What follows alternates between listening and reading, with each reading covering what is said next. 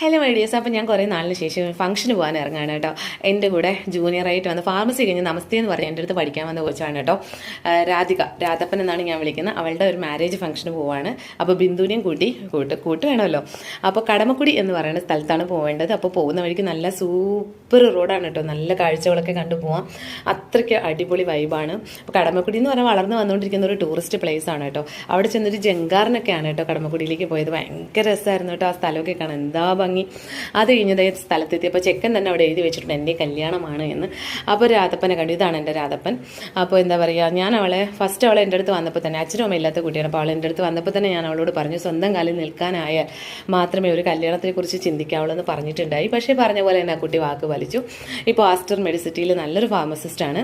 അപ്പോൾ അവളുടെ കല്യാണം കൂടാൻ പറ്റിയത് ഭയങ്കര സന്തോഷമായി. പിന്നെ ഫുഡ് അടിച്ചു. ബിന്ദു ആയിട്ട് സന്തോഷമായിട്ട് ഞങ്ങൾ ടാറ്റ പറഞ്ഞു മടങ്ങി. അപ്പോൾ ശരി, ടാറ്റ.